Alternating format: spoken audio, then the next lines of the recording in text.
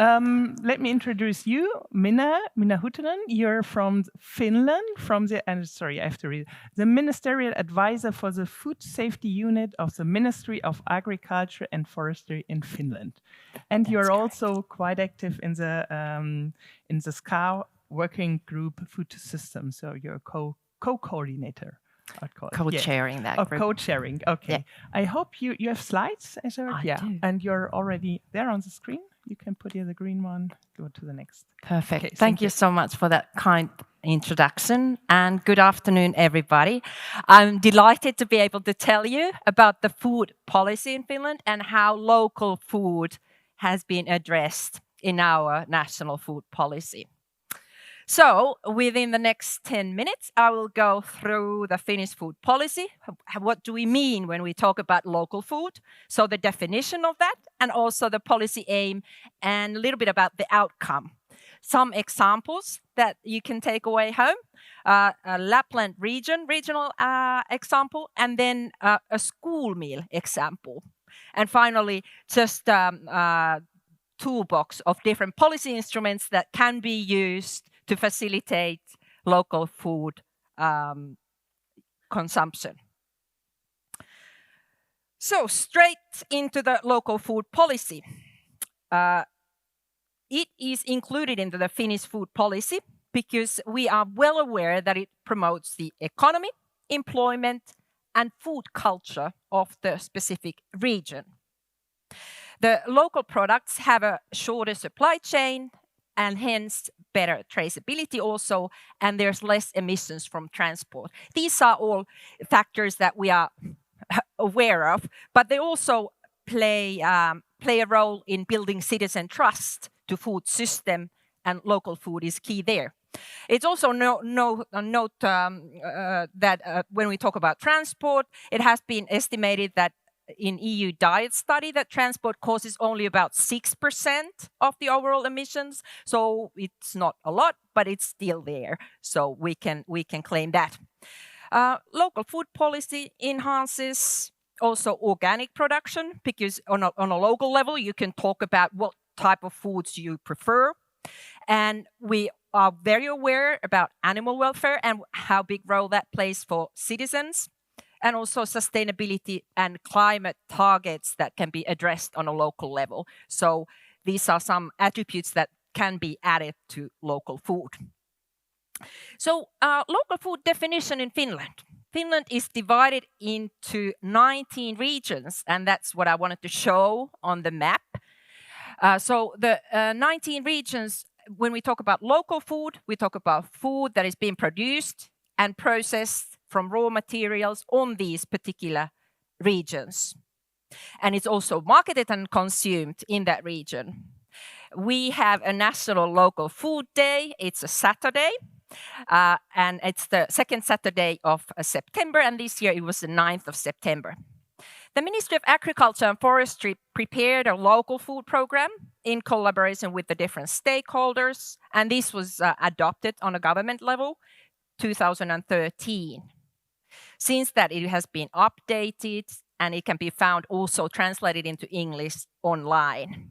The implementation tools is mainly with common agricultural policy tools. The policy aim, there's quite a lot there, what we're aiming at.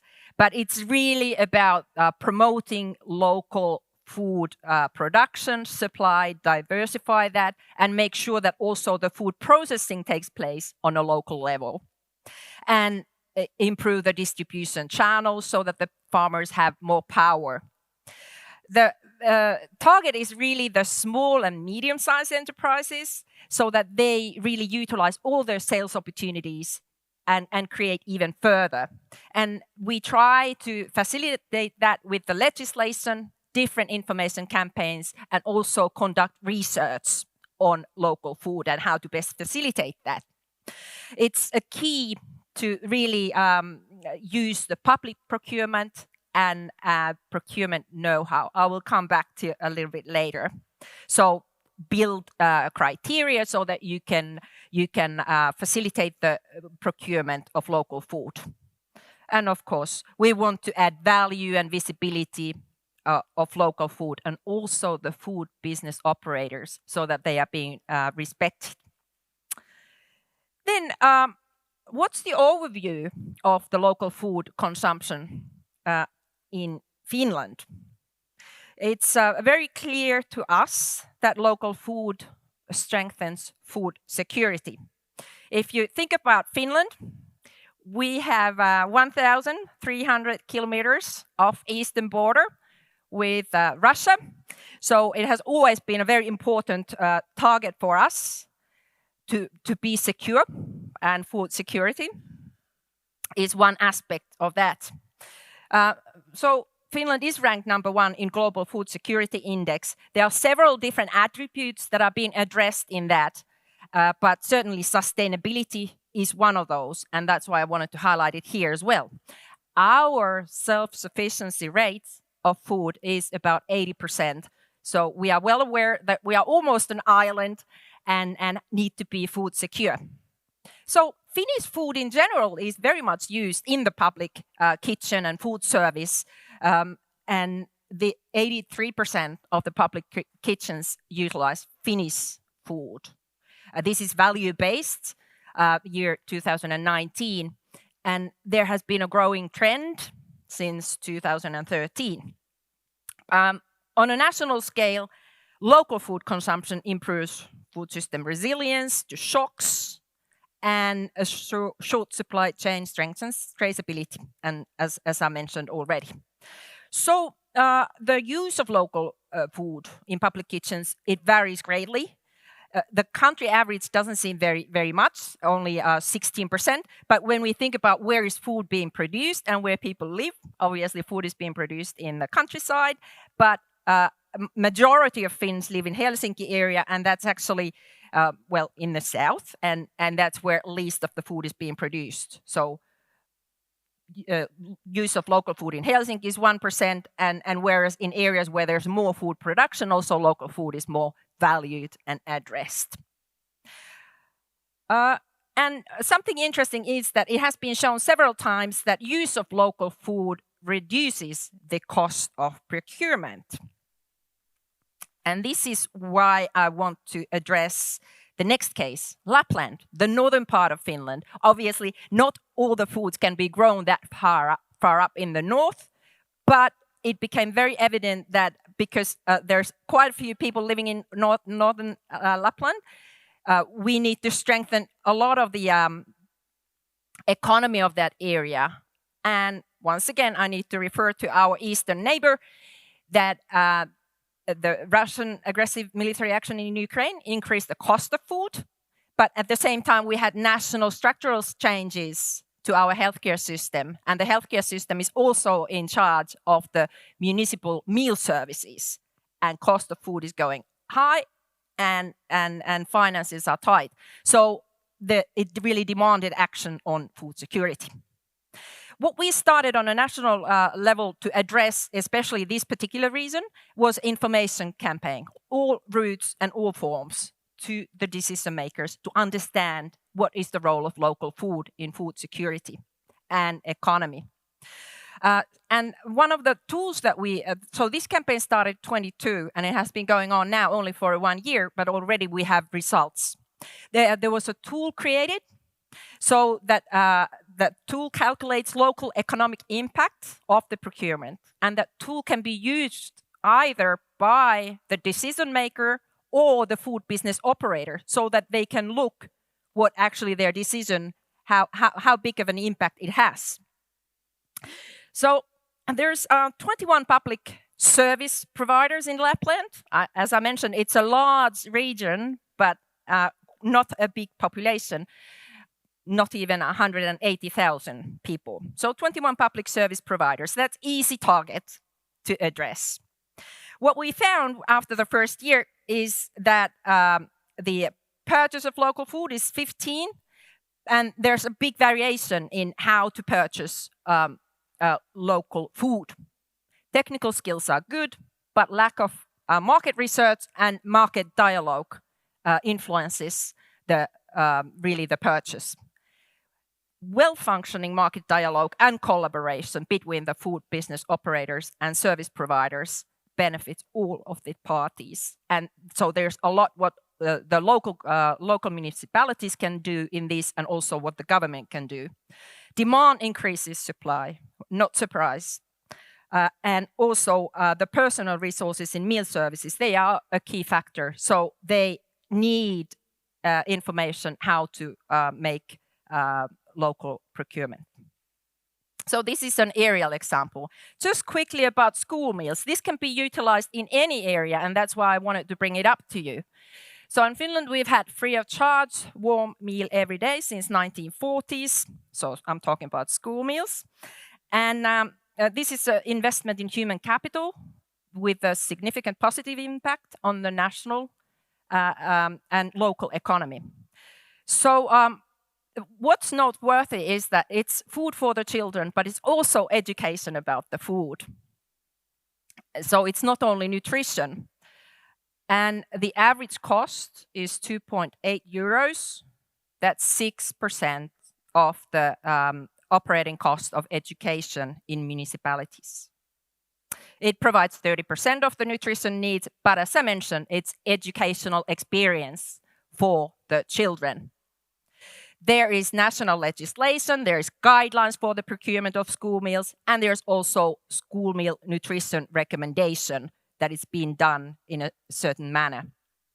The municipalities are in charge of this, planning, budgeting, financing, all that. So it's important that they understand there is what they are in charge of. Also, the school meals guidelines can be found online, translated in English, and we also have a summary report on the school meals, so feel free to find that out. But what is a key over here is that school meals is really means to facilitate the local food. And these guidelines also point out that children should make field trips and really understand, become full food citizens. Finally, what kind of policy tools do we have to advance local food? They vary from soft to hard, but what's important to note is that a significant policy impact can be only reached with the combination of different instruments. So legislation has to be in place. That's the hard one. But for example, in Finland, we have the school meal in our legislation, and then that is guided with, so the legislation secures the meals, and guidelines are then to address how to execute the meals in a way that supports also local food. Financial instruments, for example, EU-funded school fruit, vegetable and milk scheme, that can be only also addressed in a way that promotes local food. And guidelines are really important because with those you can show also the criteria how to procure healthy, sustainable and local products. Public procurement can use them, and public procurement should be addressed on a national and local level. Finally, of course, also collaboration with stakeholders, that's most important and should be encouraged. In Finland, we've carried out several information campaigns, local is better, to address and build local food communities, and voluntary agreements, nutrition commitment to support healthy diet. I will finish here.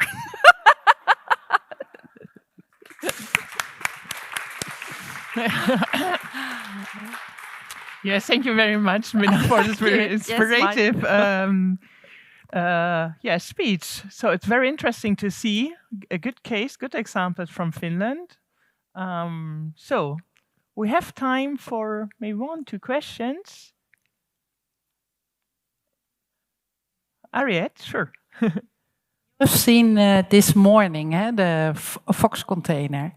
Do you see opportunities for that in relation to what you showed in those 2 cases in Lapland and for the school meals? Absolutely, I do. And so if there's going to be continuation of this, I would very much like to see Finland included into it. I see, yeah, definitely.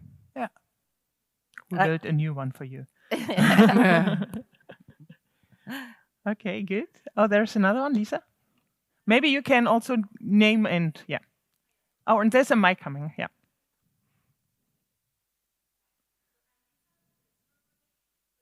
I'm curious about, so Lisa from the Zero Project. I am curious about how you managed to stimulate public procurement to buy local, because that's not actually legally possible. So you probably found a way around that. And I'm quite curious to hear how you managed to do that. Yes, that's correct. So it's not, you can't just say that buy local. So you need to have specific criteria. And sometimes there are products that are not being produced elsewhere. We also have food culture that is very much promoted on European level as well. So it doesn't apply to everything. I mean, of course, you need to utilize the criteria and you need to respect the legislation. But what I'm saying, you can also build criteria which support local economy, local food culture, and where you cherish what you have available.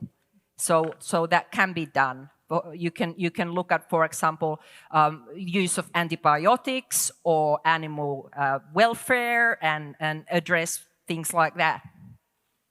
But yes, local as such is not a reason to it's not enough. Thank you. Antoine?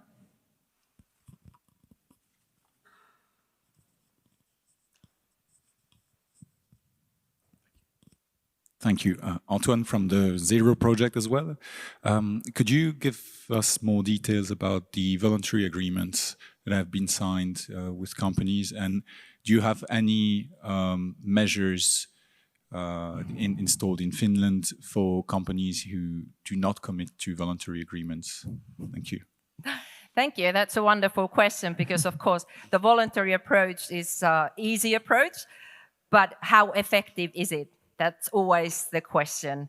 The companies who have a high social responsibility is high on their agenda. They want to make a voluntary agreement. They want to commit and be open about that. But we can't force anyone to do it. So it's more like it's there. So the government is kind of keeping the door open for voluntary actions. But my gut feeling after 10 years, over 10 years working with food systems is that it's just the one policy tool. It might not be the most efficient, but it should be there as well. So I'll leave it at that and we can continue later the discussion. Okay, Igor, last question goes to Igor.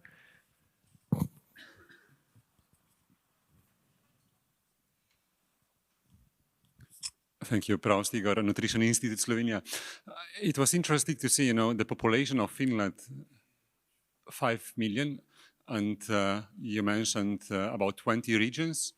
What about people there? Do you feel, that local is really local from a small part of Finland, or do locals feel that, product from other regions are also local? So. Thank you for that question. Actually, we just received citizen poll results this week, or within a week now, and a majority of people feel that local is something that is being produced within 50 kilometers from where they live. So we understand that right south of Finland you can't get local reindeer, but otherwise, yes, you can have local produce, and local products are promoted so that you name the farmer, and because the farmer is within 50 kilometers, you are probably aware of the farmer somehow. You've seen the name somewhere. So it is naming the local farmer is something that is really important for the people, and I must say that. Because Finland is very self-sufficient in food, so obviously you don't always use local food, but it's kind of adds another layer to the food citizenship and the way of functioning of of our food system. Thank you. Okay. Thank you once again, Minna, very much. Thank Thank you. And I hand over to Ariette.